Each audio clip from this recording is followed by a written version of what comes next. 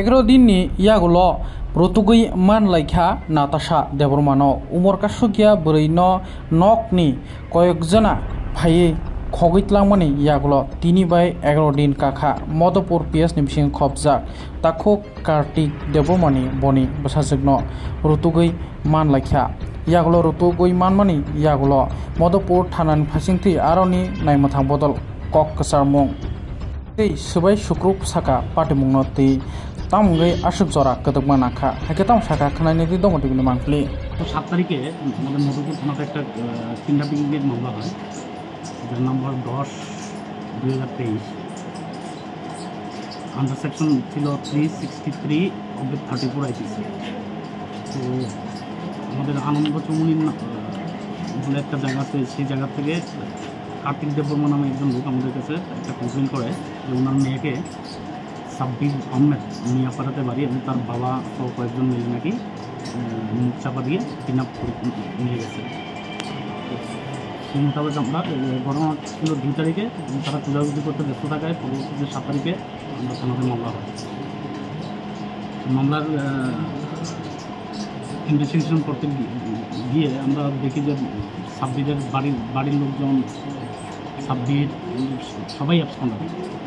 হ্যাঁ, দীর্ঘ প্রচেষ্টার পর আমরা বিভিন্ন অ্যাঙ্গেল থেকে খোঁজখবর নেওয়ার পরে, বিভিন্ন জনের সহায়তা নেওয়ার পরে আজকে আমাদের কাছে খবর আসে যে মিয়াপাড়ার বোর্ডারিং এলাকাতে তার বেলার সঙ্গে মেয়েটাকে দেখা গেছে।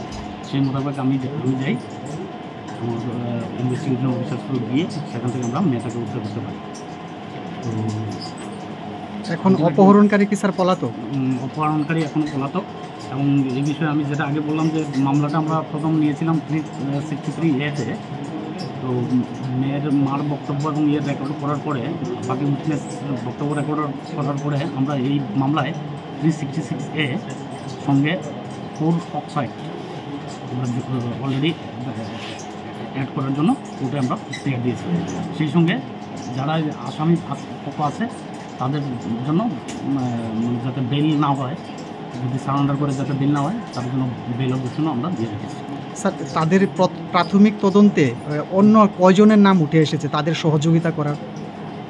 এই অপহরণকাণ্ডে সহযোগিতার জন্য কয়জনের নাম উঠে এসেছে? কারণ ওদের বক্তব্য অনুযায়ী, মানে কমপ্লেনের বক্তব্য অনুযায়ী ছিল যে ছেলে এবং ছেলের বাবা।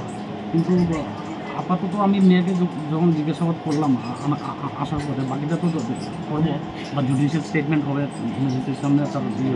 তো মেয়ের বক্তব্য ছিল ছেলেই নিয়ে গেছে।